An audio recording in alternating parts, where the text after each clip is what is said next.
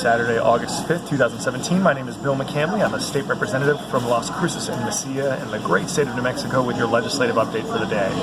Did a couple of meetings I did not give you an update for this week. Want to remedy that. So on Wednesday, I was at a Mortgage Finance Authority meeting in Albuquerque, where one of the main things that they talked about was a program that is funded through both the state and federal governments to increase efficiency in homes. It's funded through the local housing authorities, and it's kind of a good example of a program from the government that does work.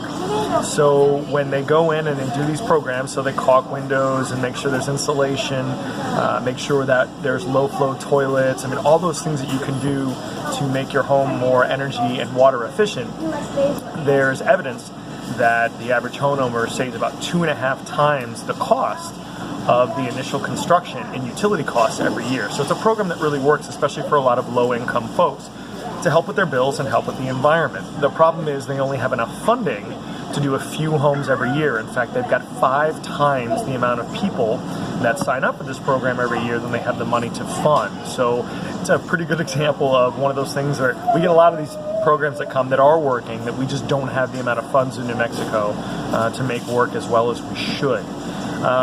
Had lunch later that day with the head of the ACI, basically the statewide Chamber of Commerce for New Mexico, as well as one of the general contractors. And we're talking about project-based financing, and some people call these public-private partnerships, and how a lot of states around the country and cities as well are trying to leverage private capital to fund big infrastructure projects, internet, roads, buildings, and it's pretty controversial, but it's also working in a lot of places. So what are the negatives of this? So what are we talking about here rather than go to negatives? We allow for a private company to come in and say, we will build and maintain, let's say, a road for the next 20 years. Now, a lot of times the state does this anyway through private companies. We'll bid out a design, bid out construction, bid out major reconstruction. And what the argument here is that if you put all this into one contract, that you can save a lot of money because one business is doing it. The problem is, there's 3 problems that people worry about. Number 1 is privatization. Are you going to shift over state workers into the private sector? That's not something that I really support, and are there ways to get around that? Number 2 is competition.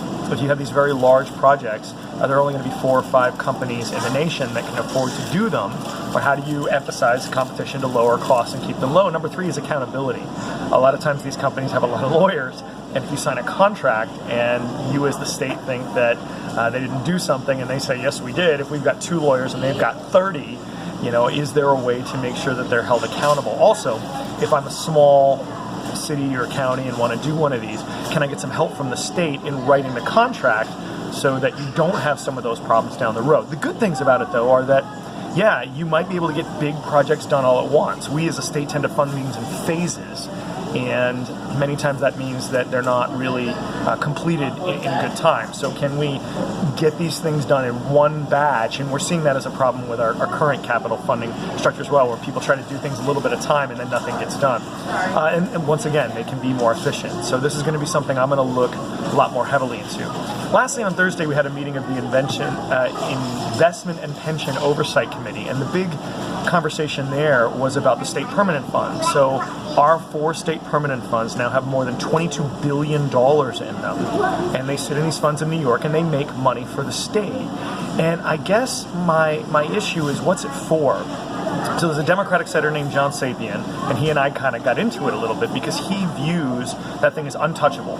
It generates money for the state. You should never use it at all. And a bunch of Republicans were agreeing with him. And it's almost like the idol in Raiders of the Lost Ark. If you remember that opening scene where Indiana Jones gets in there and this golden idol up there after you run through all of these traps, and when he pulls it off, this rock comes after him. And some people treat these permanent funds like they're religious artifacts, like they're sacred, and that they cannot be touched. And for me, it's a tool. Are we using the tool in the most efficient way possible? And so a lot of people say, well, that's generating money for the state, for education, for some of the other things that we do in the state infrastructure rise, and I agree with that. But if you look at the other states like Colorado, we have $22 billion and they have $700 million. And over the years, they've invested that money in infrastructure and research and development and education, and they're reaping the reward of that through better economies, better lives for kids, et cetera, and so on. And I really think we've got to be very, very honest with ourselves and how that fund is. Because if we're saying, okay, that's going to be there for our kids, well, our kids are moving to Denver anyway, because that's where the jobs are. If we don't do some kind of economic development with it, I think we're in trouble. So I'm actually in the airport in Dallas. I'm going to Boston for a week for the National Conference on State Legislatures. You should know what we're doing there as I'm spending state money, and is it worth your dollars that I'm going there and learning some things. So I'll be reporting there for the next 4 or 5 days. If you have any questions, comments, or concerns on these or any other issues, as always, I'd love to hear from you. Hope everyone has a great weekend. Bye.